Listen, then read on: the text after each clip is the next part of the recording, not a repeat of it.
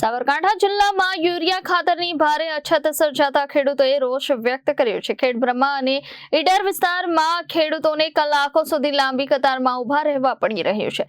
રવિ પાકના વાવેતર માટે જરૂરિયાત મુજબ ખાતર ન મળતા ખેડૂતો મૂંઝવણમાં મુકાયા છે। સાબરકાંઠાના ખેડબ્રહ્મા અને ઈડર વિસ્તારમાં યુરિયા ખાતરની અછત વર્તાઈ રહી છે। ખેડબ્રહ્મા સહકારી સંઘના કેન્દ્રો પર ખેડૂતો લાંબી કતારમાં ઊભા રહી ખાતર મેળવવાની રાહ જોઈ રહ્યા છે। રવિ પાકના વાવેતરનો પાકા વેળાએ યુરિયા ખાતર ખૂબ જ આવશ્યક બનતું હોવા છતાં પૂરતો જથ્થો ન મળતા ખેડૂતો પરેશાન થઈ રહ્યા છે। 10 દિવસથી સતત રાહ જોતા ખેડૂતોએ આખરે જ્યારે એક ગાડી ખાતર પહોંચી ત્યારે તેમાં માત્ર 715 બેગ જ હતી, જે વિસ્તારમાં તમામ ખેડૂતો માટે ખૂબ જ ઓછું પ્રમાણ ગણાય છે।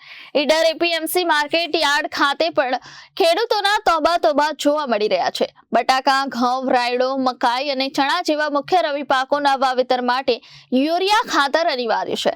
ખાતેદાર ખેડૂતોને આધાર કાર્ડ સહિતના જરૂરી પુરાવા આધારિત જ ખાતર અપાઈ રહ્યું છે, જ્યારે સરકાર તરફથી પૂરતો જથ્થો ન મળતા ખેડૂતો સરકાર સામે રોષ વ્યક્ત કરી રહ્યા છે। જીએનએફસી સેન્ટર પર પણ ખેડૂતોએ લાંબી કતારોમાં ઊભા રહીને પોતાનો વારો આવશે તેની રાહ જોવી પડી રહી છે।